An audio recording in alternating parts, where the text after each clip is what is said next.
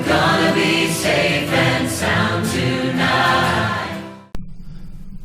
Hello everyone. So I wanted to talk about our number one enemy with this this project and this goal, and that is psychology. Okay. Now, obviously, this is a very drastic change from what we're all doing. It's attacking the 40-hour work week. It's attacking people's careers. It's attacking automobile ownership. It's attacking what a city looks like. It's all of these traditions, all of these culture, forms of identity, the financial system, right? The financial structure. All of these things will be changed on a very fundamental level. The communal style of living is also a big change for culture. So, like, I mean, if you think like Facebook and social media and stuff change society, this is like a complete overhaul. Which, honestly, it scares people. It makes them nervous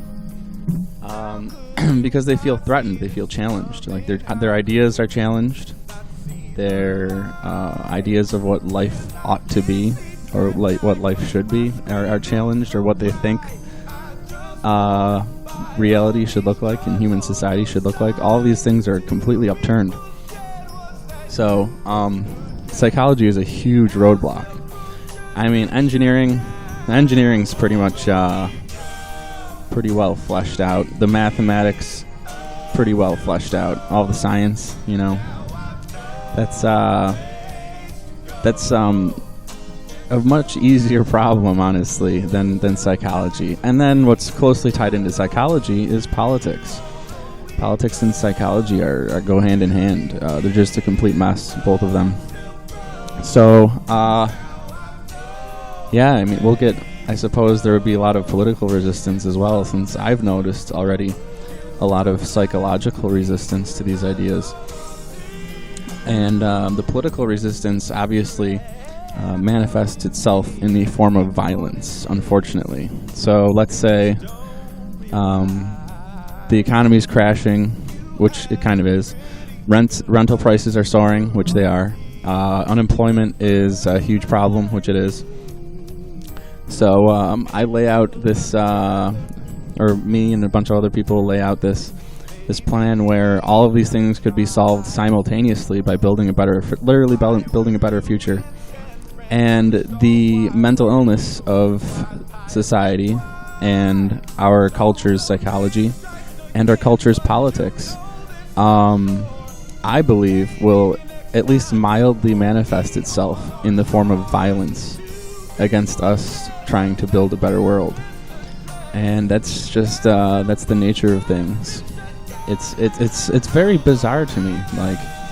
Like people. I feel like people would be lost if they didn't have a constant sense of misery at this point. I feel like it's just becomes such a deep part of people that they wouldn't know what to do if they were happy, if they were prosperous, if our society had full employment and no homelessness, right? Then what do we do? Like, if you can't work, if you can't strive your whole life chasing some career, some rabbit on a stick, or carrot on a stick, you know, if that hamster wheel that we're all on is destroyed, then what do we do with our lives? If that career that I worked 30 years to trying to get, and my entire life trying to get, if none of that exists and it's not even necessary anymore, and all of these falsehoods just kind of crumble, then what do I do with my life? Right? Then what?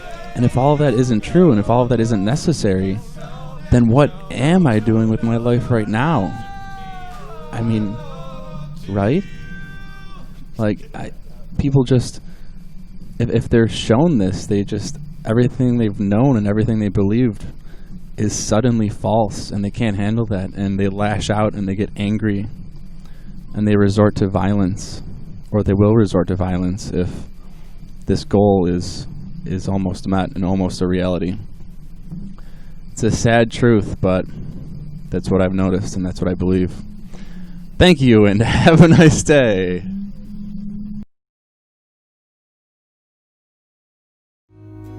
It's over. Nobody wins. If you want to see a new and better world come to fruition, as I do, then like, share, and subscribe. You can find an incredible amount of math, knowledge, and 3D renders by clicking on the channel name. And remember, we need you to help spread this vision across the internet for all to see and become familiar with. Let us build this new world together.